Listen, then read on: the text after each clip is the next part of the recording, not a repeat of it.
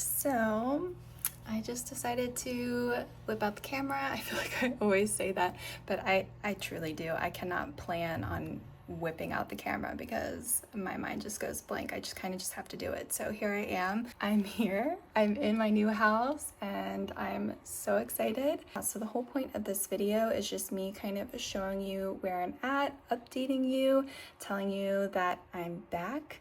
I'm not sure how consistent I'm gonna be able to be right now, but I did just want to make this video and create something, and I've been trying to create in any way that I can throughout this process because it's so healing for me to make art in any way that I can. So the new house that we moved into is a dream come true, and I'm so happy. Me and my partner couldn't be more thrilled, and yeah, we're just really grateful to be where we're at right now. The only downside to moving into this house was that there's nowhere for me to craft and make art. I mean, I can move around the house, like to the kitchen table, to the living room, to our bedroom here. So I'm kind of a little nomad within my own house right now, which is fine. I'm not complaining because we are working on the possibility of building on an extension from our bedroom here. I do want to document this journey of rebuilding my art studio.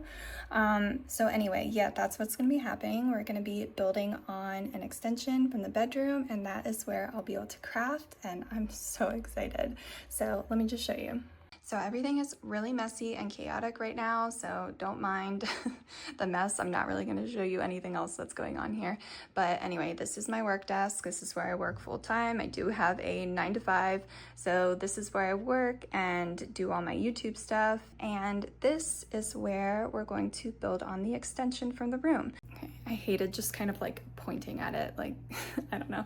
But so what we decided was we're going to open up this window and extend the room out.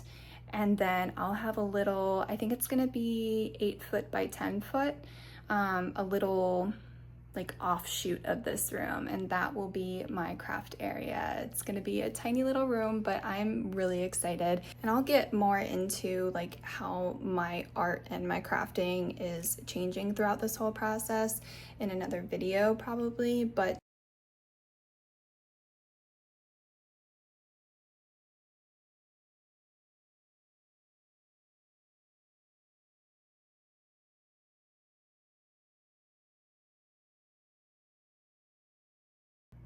I'm really just so excited thinking about getting back to the basics.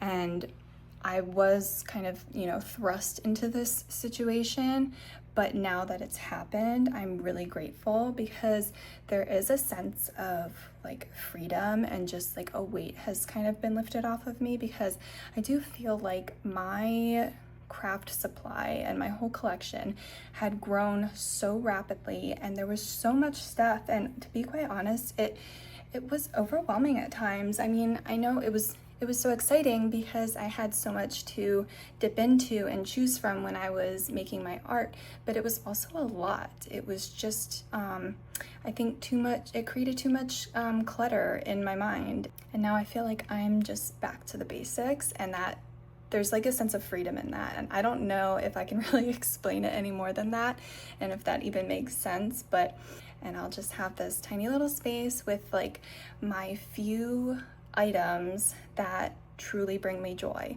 and not just a room full of clutter and just having things just to have them. I really only want to own things that truly bring me joy, and not just buy things because, oh, that will be fun to have sometime. Like, I want to buy something because I know I'm going to use it all the time, and it's really going to bring me joy on a daily or, a constant basis. So I'm going to keep you up to date with this whole process as, as we go through this building process. We just talked to the contractor a couple days ago, so I have no idea when they're even going to be able to start. This could be a couple months from now, but I will be updating you as soon as I can, as soon as I get video footage and all that kind of stuff.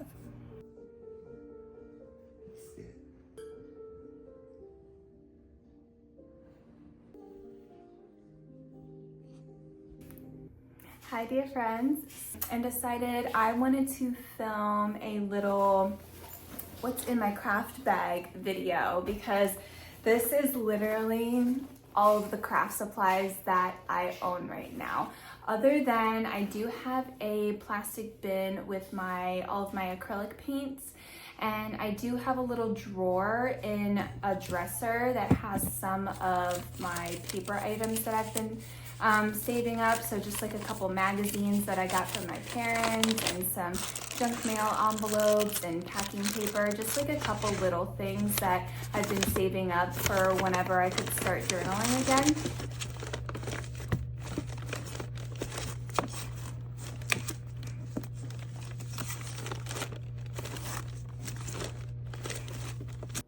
So anyway, this bag is new. I did get this on Amazon, and I just wanted to have just a big bag that I could kind of carry around with me to different parts of the house, and has lots of little pockets on the front and on the inside. We'll just start from the outside and work our way in. The first thing I have are just some colored pencils.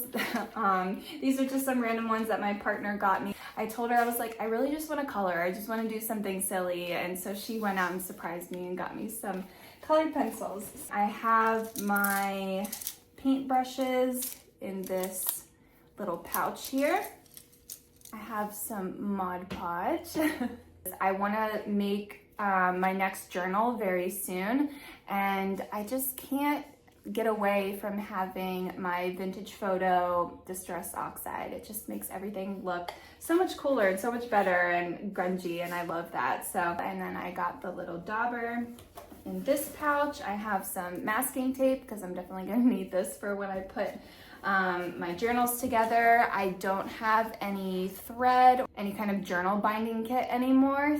So the next journal that I post will likely be a no-sew journal, and I don't know what I'm gonna do for that, but we'll see. So these are just some standard watercolors. So I already had these. I did keep these from my original collection, so that's why they're all like messy and used up. These are my metallic watercolors. This is some watercolor paper that I believe came with this watercolor set.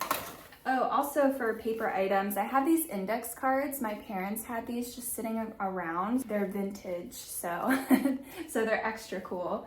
A lot of random like paper stuff and some of the tools I got at my parents' house because they just had stuff sitting around and I didn't want to keep buying stuff. I can use this little, I don't know, this just looks like an envelope cutter or something that I can use as a bone folder. And, just a random old gift card. I like to use these for spreading out paints to make backgrounds and like really cool paint designs with acrylic paint. So another cheap little tool to have on hand. I did pick this little notebook up from Target because I just wanted to have a sort of commonplace notebook. I'm trying to get off my phone more. I use the Notes app on my phone a lot, and I'm always just typing up like random things that I want to remember, or just ideas that I have, or things that I learn. But it gets overwhelming in there, and then I end up being on my phone. Like I'll type something up in my Notes app, and then I just automatically go on social media or something, and that is not good. That's not healthy. So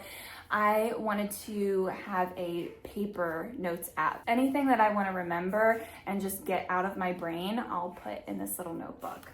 And then on the front inside portion, there's actually some mesh pockets, which is nice.